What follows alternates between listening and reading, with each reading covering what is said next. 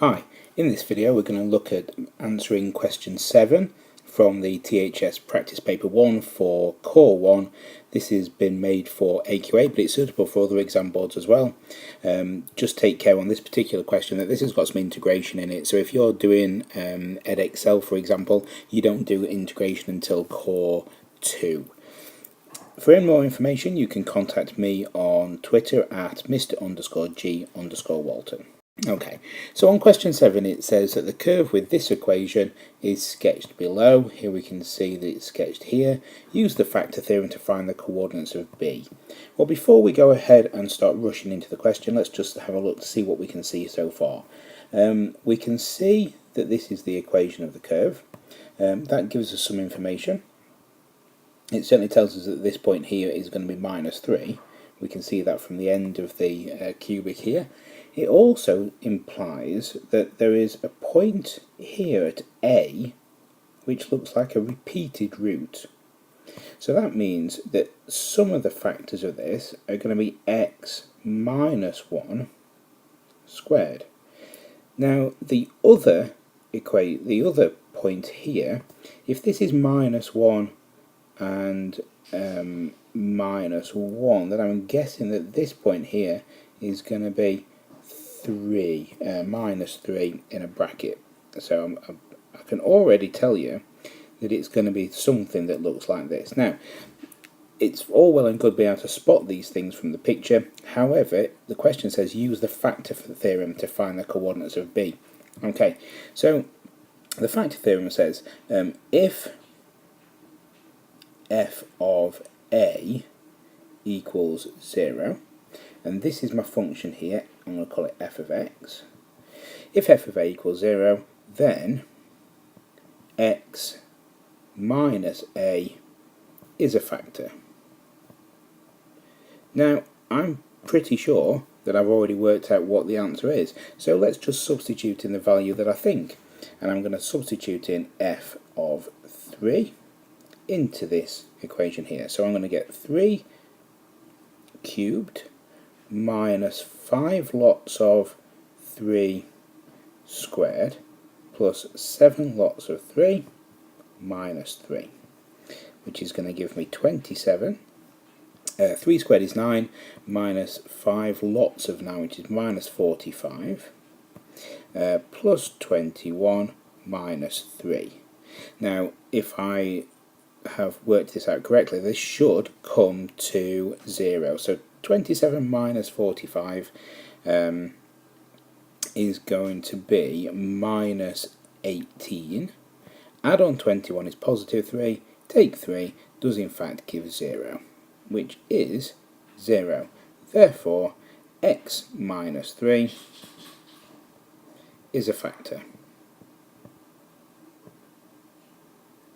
Okay, that's part A done. Let's move on now to look at part B.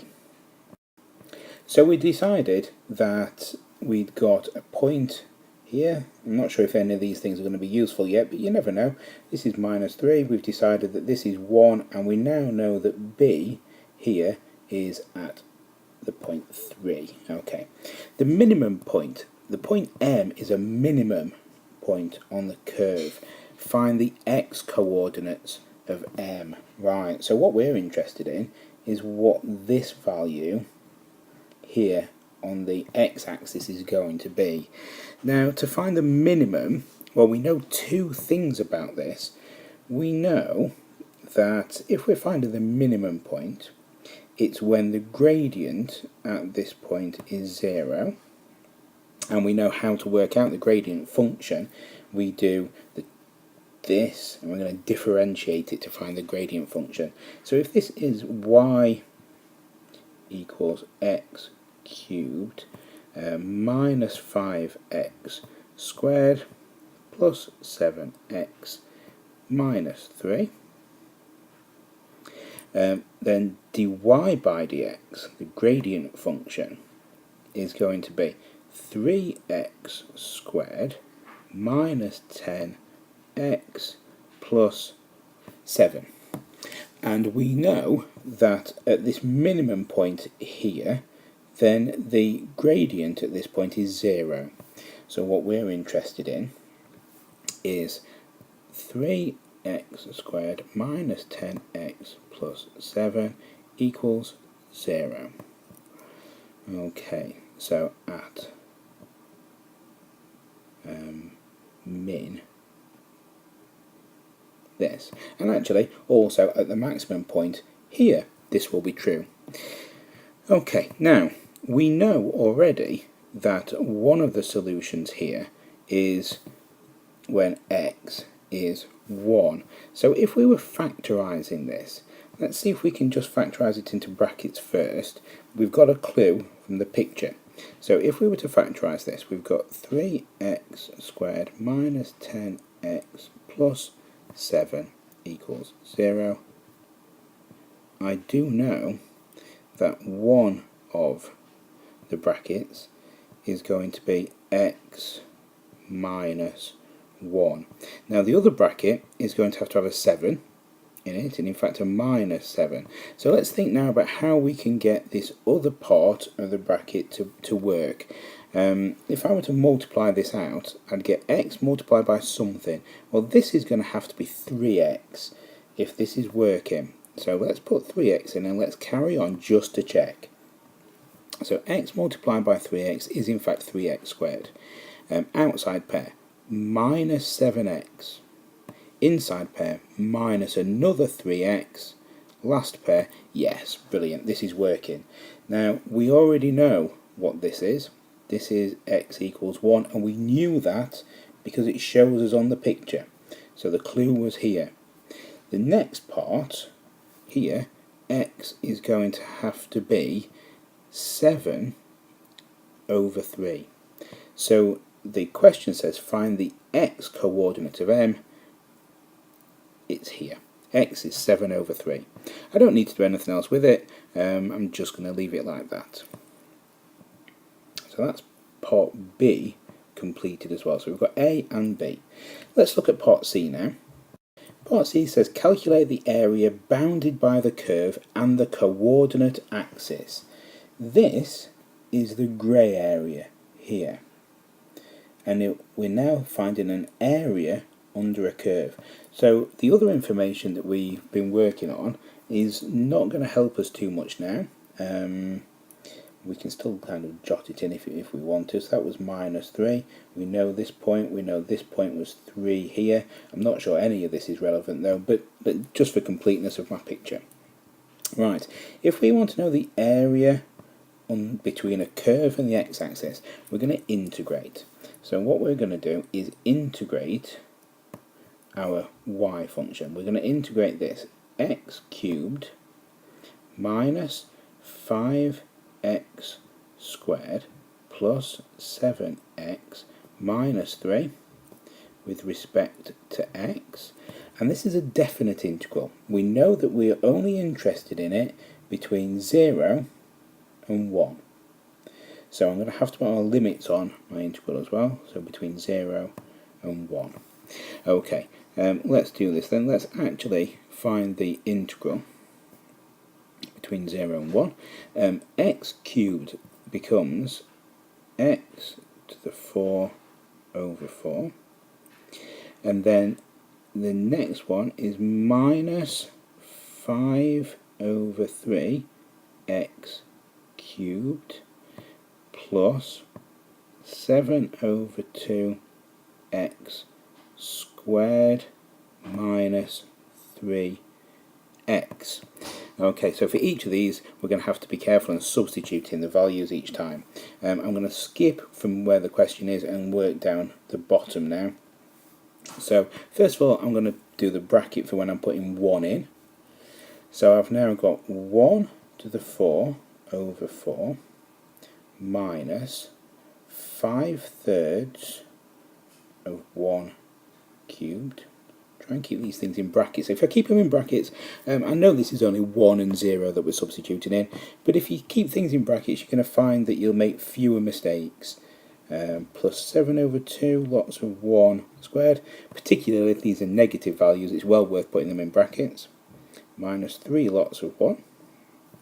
Okay, so that's my first bracket done, minus and then I'm substituting 0 in for the rest of it.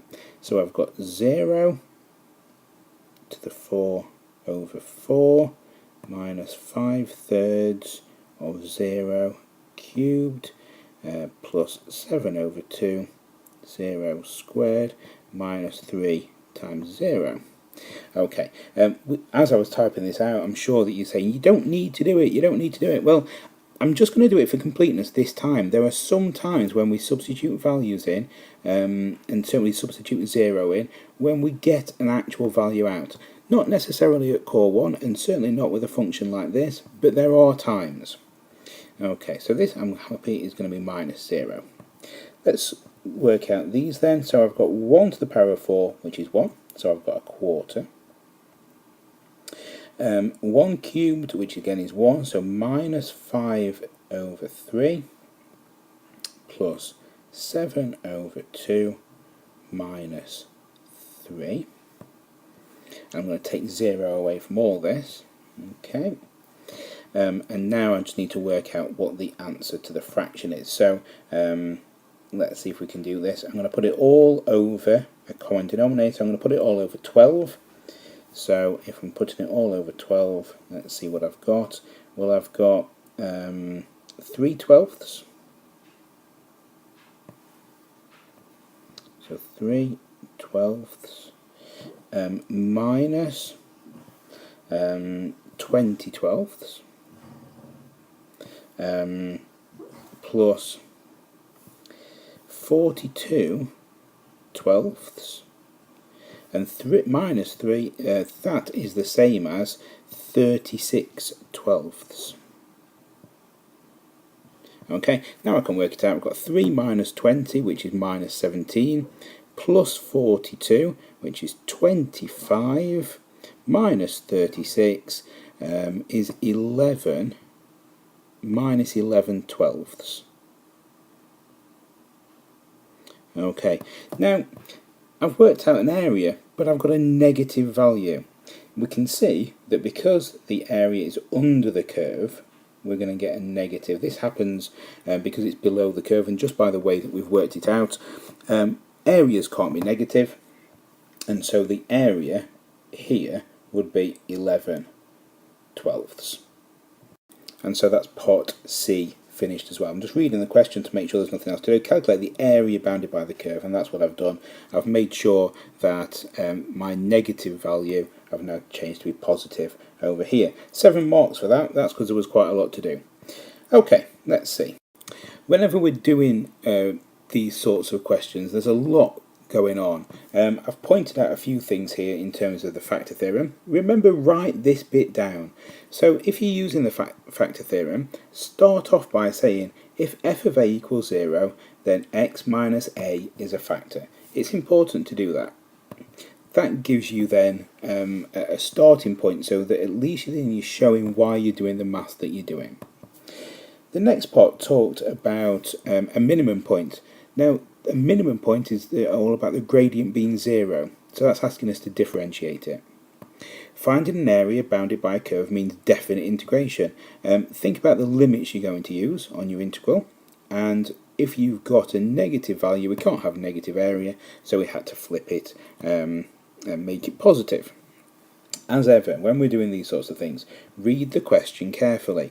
You only get one chance at these exams, so there's no point in skipping through this really quickly. All the information will be there. You just need to read very carefully what it's asking you to do, and then do the maths that you've been practicing in class. Okay, so as ever, I hope this has been useful. Good luck with your exams, and I'll see you soon. Bye.